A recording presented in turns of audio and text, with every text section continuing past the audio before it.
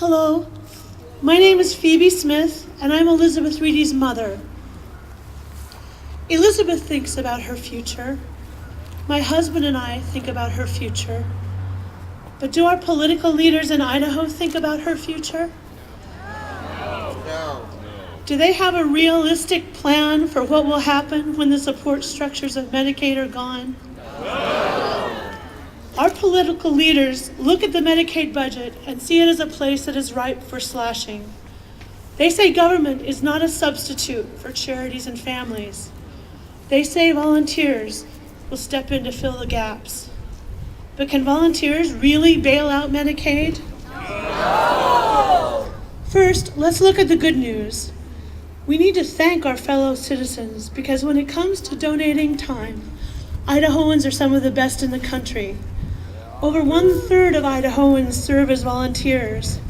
These 412,000 Idahoans volunteer in churches, schools, hospitals, civic organizations, and sports. They contribute over 57.7 million hours of service. On a per capita basis, Idahoans donate 51.3 hours per resident, ranking us as third among the 50 states.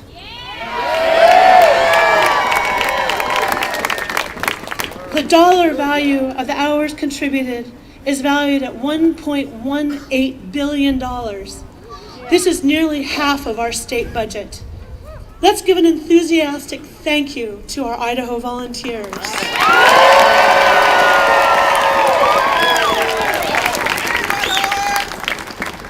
But this is where the problems come in. Estimates indicate that Idaho would need nearly 2.25 million volunteer hours to replace the services that will be lost under the proposed Medicaid cuts. Our current Idaho volunteers are each already giving about 140 hours per year, far above the national average. Yet our political leaders want to ask them to give more, or to take volunteers away from churches and schools. In 2009, 35% of Idahoans volunteered. In addition to this 35%, 27% of the population is under the age of 18. Another 12% is over 65. Another 12% are people with disabilities. There may be a little overlap, but that accounts for about 86% of Idahoans. Have our leaders determined where the volunteers are who will donate the more than 2 million additional volunteer hours that we need? Show us the answer to this question.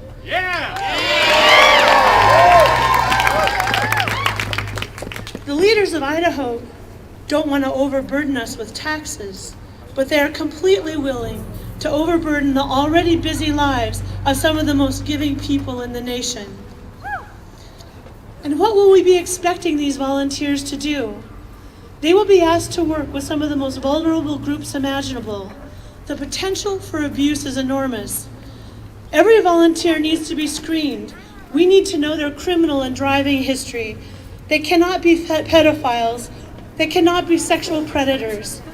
We need to know that they will not physically abuse, sexually abuse, financially abuse, or hurt in any way people whose voices are already faint. Once the developmental disability agencies have been dismantled, who will screen the people working with our children and our vulnerable adults? And who will train these volunteers?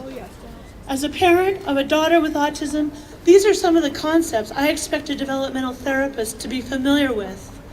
Sensory integration, sensory overload, fine and gross motor deficits, generalization of skills, and executive function. And these are some of the skills I would expect a developmental therapist to be able to understand and run programs on. Adaptive strategies, including coping with transitions, perceptual skills, self-regulation, and community mobility. This list is daunting. And this is only autism, and it's only my list.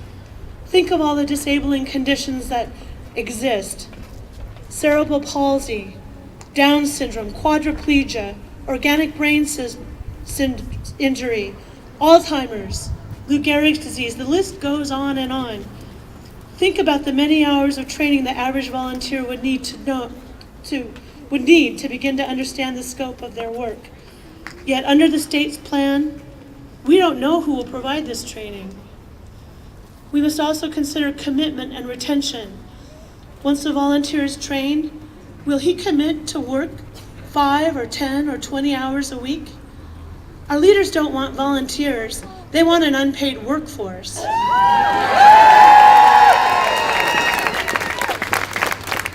The current retention rate for volunteers is low. Do people with disabilities have to expect to work with a new volunteer every 2 weeks, every 2 months? And consider the lag time. Think about asking a completely paralyzed person to wait for 2 weeks for a new volunteer to help him get out of bed in the morning. Volunteering to help our most vulnerable citizens is not the same as typing letters for the church deacon or running the school carnival. Consider the unpredictability. People with cognitive impairments do not always understand the consequences of their choices. They do not always understand society's rules. And even when they do not always have the coping strategies to stop, think, and make good choices. Think about what a volunteer would do when a person with autism becomes overstimulated by the Christmas lights at the mall, runs off to hide, and no one can find him. Think about what a volunteer would do when a girl like my daughter becomes suddenly terrified by a hedge trimmer and she tries to grab the volunteer but grabs the steering wheel of a moving car instead. Consider the insurance issues. A volunteer goes to her insurance agent and she says, I'm going to be spending 10 hours a week with a person with a cognitive impairment. He's 14, he's nearly 6 feet tall and weighs 180 pounds. He's really sweet, but he once unbuckled himself and jumped out of the car on the connector. Will my umbrella policy cover me if anything goes wrong? The potential liability issues are overwhelming. And consider the worst. Someone with a cognitive impairment becomes physically aggressive in a public place. Can we expect an untrained volunteer to de-escalate the situation? Will the volunteer be able to keep everyone out of harm's way? And do we all agree that we will simply accept the tragedy if a law enforcement officer feels she has no other choice but to shoot? No. Our leaders are asking too much of Idahoans, too much in terms of time, and even more critically, too much in terms of responsibility. Responsibility that should only be placed on people who are trained to understand the disabilities they are dealing with, trained to handle the sometimes nerve-wracking situations that can arise, and most importantly, trained to handle dangerous situations that become emergencies if they're handled wrong. Volunteers are not a real alternative to Medicaid. And maybe our volunteers already know that maybe our political leaders already know that volunteering is not the solution. Maybe they know there is no pool of volunteers standing around to help. And maybe they know that those millions of hours aren't coming from anywhere. And maybe our Idaho leaders have already made a decision. First, we will abandon the disabled. Then we will institutionalize them. Then we will turn them out on the streets. No! Then we will arrest them. Then we will incarcerate them. And then what? At what point on this continuum do a society's actions become immoral? At what point does inhumanity begin? Is this the vision our leaders have for our fellow citizens? No. One of the chairpersons of JFAC stated in an interview that she appreciated the testimony that was given before JFAC, but that in the end, the decision had to be based on the numbers. She meant the number of 2011 tax dollars. But our legislature also needs to make the decision based on the number of dreams broken, the number of families that collapse under the burdens, and the number of lives lost. It also needs to make this decision based on the damage to our collective soul as we turn our backs on the people who need us most. But we can have a different vision. We can know that it could happen to any of us at any time. We can tell our legislature that helping people with disabilities means more to us than tax cuts.